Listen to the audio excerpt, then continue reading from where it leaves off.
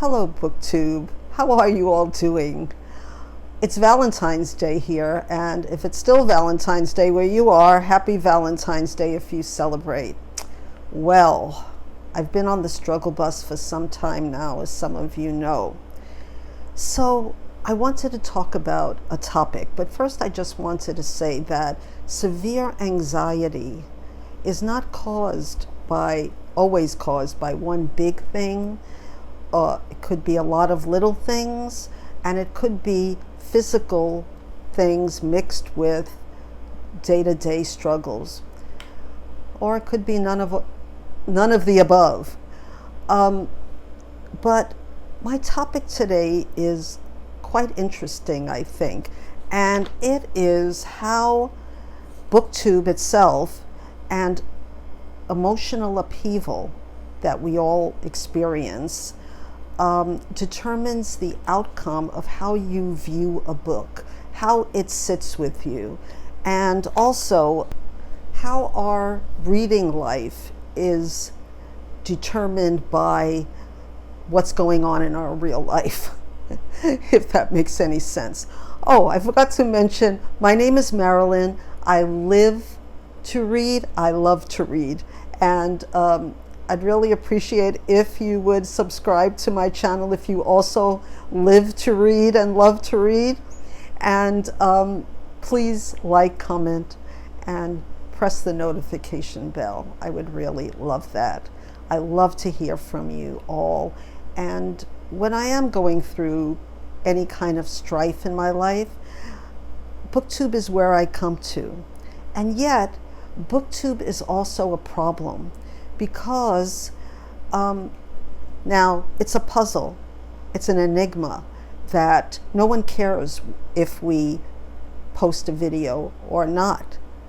But we put that pressure sometimes on ourselves, especially if we depend on Booktube for our social life, for our friends, if we live an isolated life, if we don't have many friends, if our friends have passed away, or our family is far away, and reading is what makes us happy, then I shouldn't say I feel that I should at least post once a week, because that's how I connect with all of you. Okay, so do you feel that way too if you're a booktuber? And if you're not, do you miss me when I'm gone? No, I'm just kidding. Well, a few weeks ago, I posted a video which I don't usually do.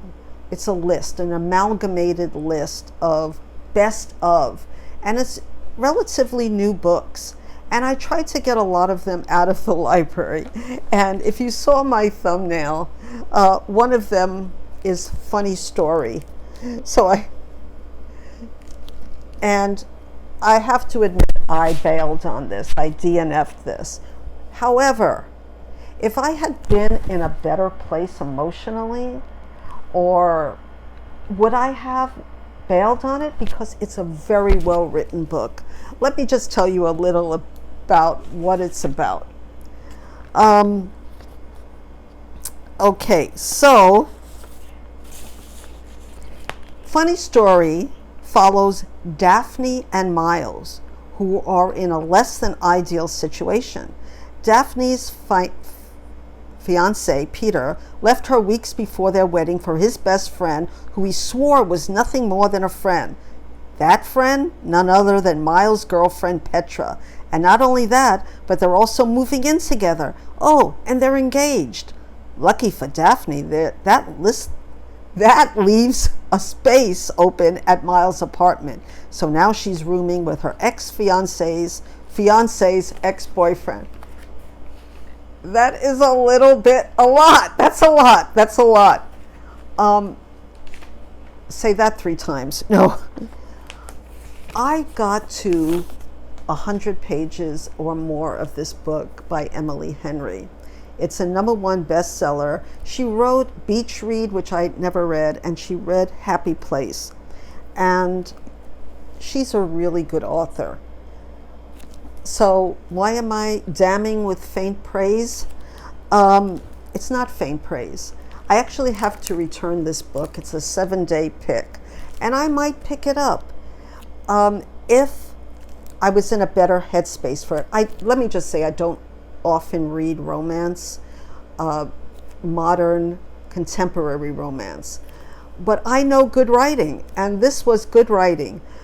I like that it wasn't an enemies to lovers story. I don't usually like that in any kind of book, but it was sort of I don't know you too well, but you live in my house, or I live in your house, and we both got dumped, so let me find out about you. And yeah, it was good. Why I put it down, I didn't really care for the setting and the characters that were shown to me.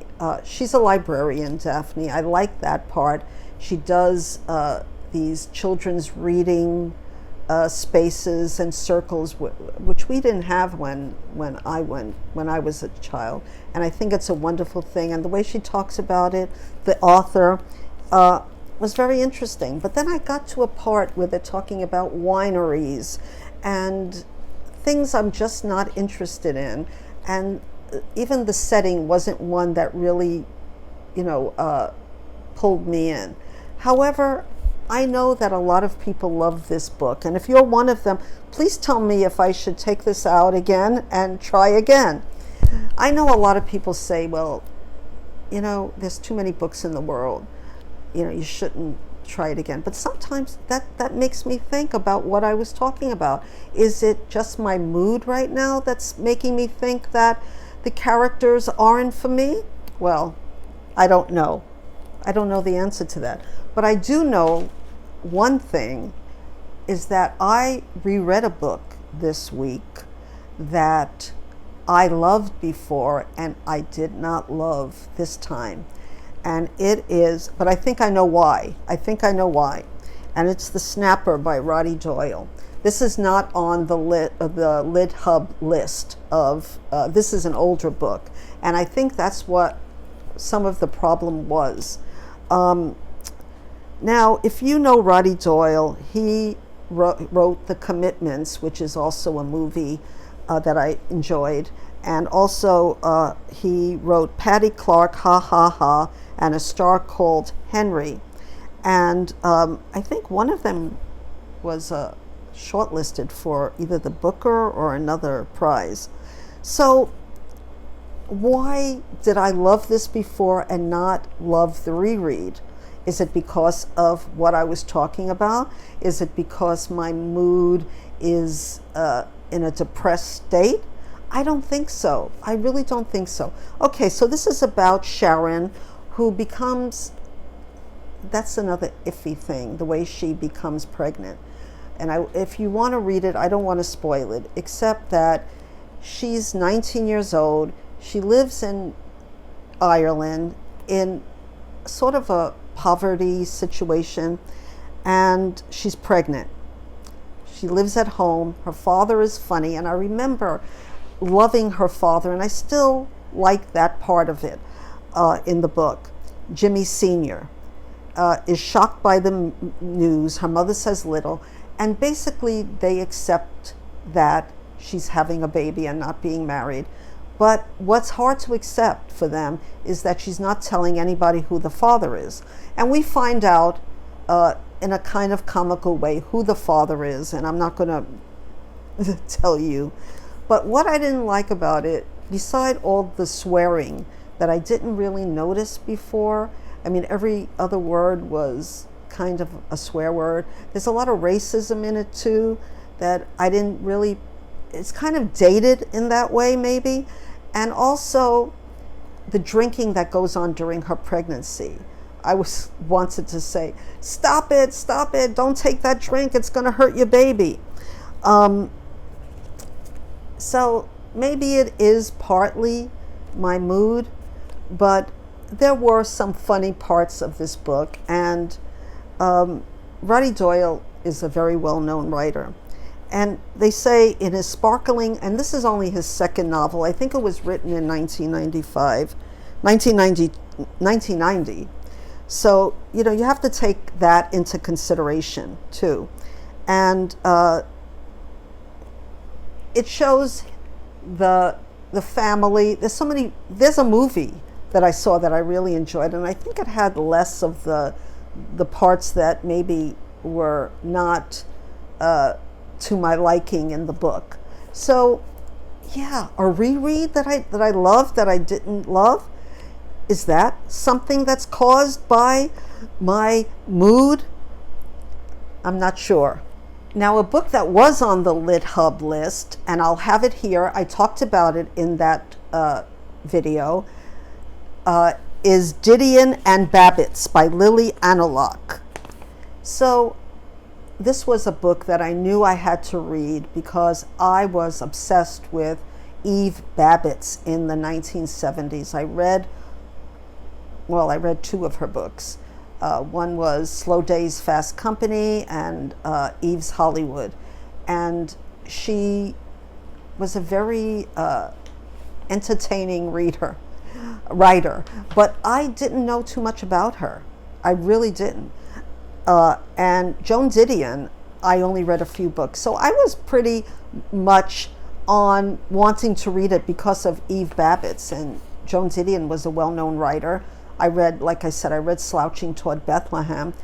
And I thought, this is something I really want to know more about. So how can I say how I approached this book? First of all, I read it all the way through, and I liked it.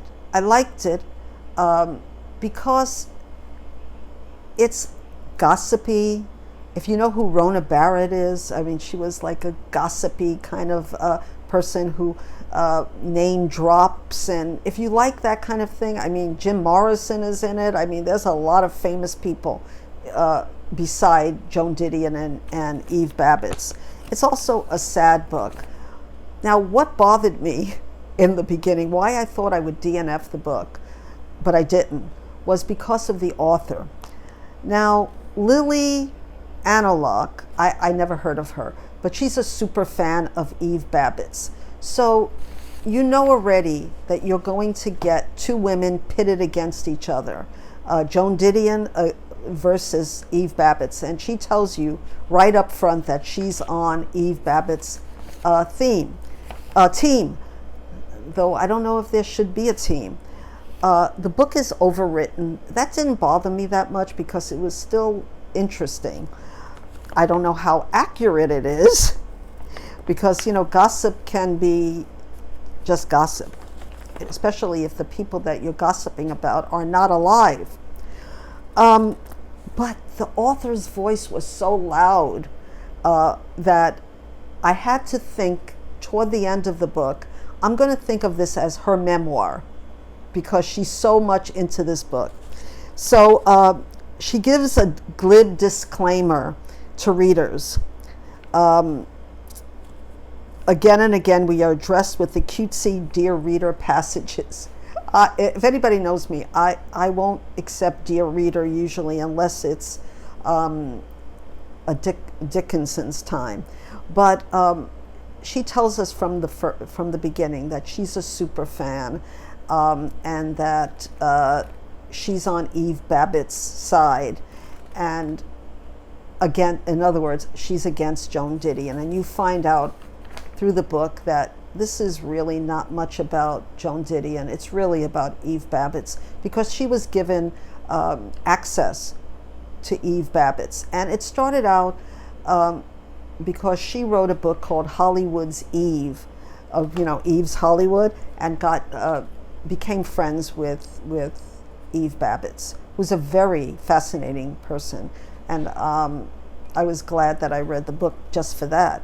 But okay, so she says, first of all, I should say that Eve, if you don't know who Eve Babitz is, she was sort of like Joan Didion, that they were both writers, writing autobiographical sort of takes on pop culture in the 70s. And okay, so in case you didn't know who Eve Babitz is. So, but the writer was getting on my last nerve. How about this one? In other words, reader, don't be a baby. Do you want really someone to, an author to tell you that? In other words, don't be a baby, because I'm going to tell you things about Joan Didion that you're not going to like because you're a big fan. And then she has these asides. Don't worry, reader, we won't be retracing our steps. And yet she did. Many times retraced her steps. Now bear with me, reader. Then she had notes. Every chapter had notes where she had her own feelings about it, or she gave, and some of the notes were interesting, I have to admit, about certain characters, excuse me, that were in the book.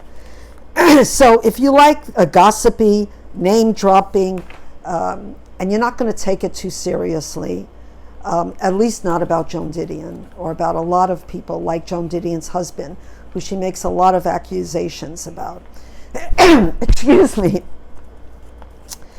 So I'm not sure what stars I would give that. I read it and I liked it for what it was. I liked it for what it was. Toward the end of the book, though,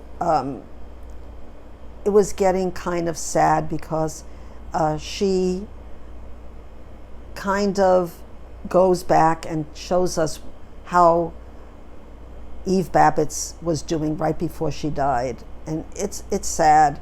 And she sort of tells us in a way that if it wasn't for her being a super fan, we wouldn't know all this. And yeah, I didn't appreciate that too much. But I would say it's a fascinating read if you're not going to, like I said, take it too seriously, that this is honest truth, because we don't know. But I read it. I would say I gave it 3 stars. Before I actually gave it 4 stars, and I took a star off. Okay, so what about the other books? Now, I showed you A Freewheeling Time, a memoir of Greenwich Village in the 60s by Suze Rotolo.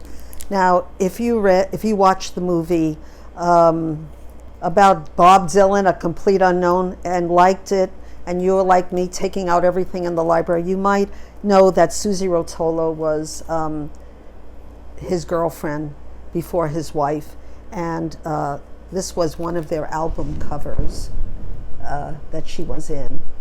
So, and that was interesting. Her parents were communists, and they had a lot of influence on Bob Dylan's writing, but I just couldn't really get into it. Like I said, it could have been me, not the book. Ditto with Positively 4th Street by David Hajdu, which I talked about last time, and this just goes into a short period of time, the time that both of them, and that means Joan Baez and her sister Mimi Baez and Richard Farina, who was an author, until his death, and Joan Baez and Bob Dylan. And I would give this another chance, I think, maybe on audio. And I think in this case, it probably was that I wasn't really in the mood, or I wasn't in a good space to read about Bob Dylan, and probably is why. Now let me get this big book out that I showed you a couple of times. Gorgeous book. Bob Dylan, No Direction Home by Robert Shelton. Now, I think I told you the last time, I've been mainly looking at the picture. This is too heavy a book. I've been having a lot of pain in my joints and my fingers. They got this thing called, it's not arthritis, but it's called trigger finger, and it actually snaps into place and you have to pull it up. It's not a good thing, especially if you're reading at night and you're trying to hold this book and it might fall on your head. But I've been looking at the pictures, the photos of this book during the day, and I'm enjoying a lot of his quotes that are very 70s oriented, using the words groovy and bread for money, and groovy, well, for groovy. And now this is, let's see, make sure. Yeah, it is Joan Baez performing. I mean, there's some gorgeous pictures in here. But one thing I learned is that this is a shortened version of Robert Shelton's book. And I think I would love to listen to this, to the original book without the photos. Since I'm going to do, I've been wooed back by Audible for 50% off, and I think that this is one of the books that I would like to read. But yeah, no, it's not going to happen, at least at night. I'm a night reader, so yeah, I'm afraid of that. And ditto with a book that I really wanted to read, and that's the complete novels of Jean Rhys. Now, I talked about how much I love Voyage in the Dark, and I wanted to read Quartet. But every time I would pick it up and try to manage it, yeah, it wasn't happening either. However, my good friend and subscriber, Nathan, found Quartet for me on Kindle. And I love to read. Lately, I think that Kindle is one of my favorite ways of reading. Though I do, if it's a short book, I'd rather read print. But yeah, and there's a gorgeous picture of her in the back. I mean, she was a very tragic figure, wonderful writer. And I hope to read, and like I said, you might know The Wide Sargasso Sea. That's the book that she's most famous for, which I found very funny that both Jean Rhys and Eve Babitz both said the same thing when they became famous toward the ends of their life. Both of them said, it's too late. It's too late. I found that fascinating. I think part of that reason is that life does a number of you. Life does a number on a person, sometimes a woman. And you feel that if you're not young and you're not vibrant anymore, then it's too late for you to become famous. Not every writer has expressed that, but I found it fascinating that in two books, two authors expressed the same sentiment that I read in 1 week. I love Jean Rhys's writing. She's sometimes very dark, almost always very dark, and but very.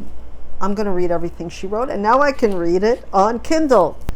Lest you think I had so reading week, I did read a book, and I want to thank one of my subscribers because on the libhub amalgamated list of all lists, there was a book called Long Island by Tóibín, and I showed that to you.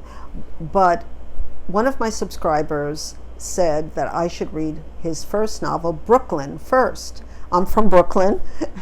I'll have the novel over here. I really enjoyed this book. I don't feel that I'm ready to give a full review of the book due to everything that I said before, but I enjoyed it. I finished it last night, and I'm ready to read Long Island. As we say, Long Island. Everybody used to say, why do you say Long Island? Because I'm from Brooklyn? I don't know.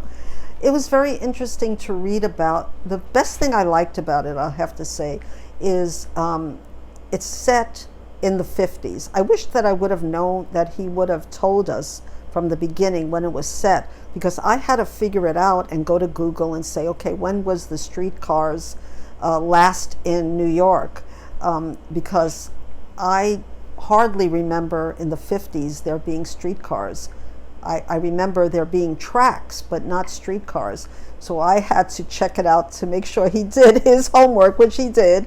And they still were streetcars until like in the 1950s. So I figured, okay, the 1950s, this is when this happened. Because in the beginning, you don't really know. You're set in Ireland at an unspecific time, and you don't know, you don't have that grounding that I like. I like to know when something actually is set. And there were a few other problems with the book, but it's delightful. He did his homework about what Brooklyn was like in the 50s, and the different. I found it funny. My partner mentioned something to me about Brooklyn. I said I wasn't going to review it, but he's from Long Island and I'm from Brooklyn. So he said, and I was telling him about the book because I read it, and I said, well, there's a girl and she meets two guys, and one is Tony from Brooklyn and the other one is Jack or something from Ireland. And he said, well, what do they do? And I said, well, Tony is a plumber and Jack owns a pub in Ireland. And he said, oh, fancy that. An Italian plumber from Long Island or Brooklyn and a pub owner in Ireland. And I just said, okay, you're being a smart aleck now. So it is maybe that's true. Because when I was brought up in Brooklyn, there were a lot of plumbers that happened to be Italian. Nothing wrong with that. But he was being smart alecky about that. Well, please tell me what you're reading down below. And if you had the same experience that I had these last couple of weeks, where you're not absorbing the book the way you think you might have if you weren't going through problems. But I do want to say that I thank all of you for being here for me. I want to give a special shout out to Pat from Book Chat with Pat, who always gives me encouragement and always tells me to keep my head up, so to speak. And all of the other wonderful subscribers that I have and booktubers who keep me going, who keep me coming back to you and telling you about my reading life. So until we meet again, and I hope and I think I'll be feeling much better soon, I wish you all a wonderful weekend. And as always, I live in Hawaii. It's really muggy today. It was raining last night, but I wish you aloha.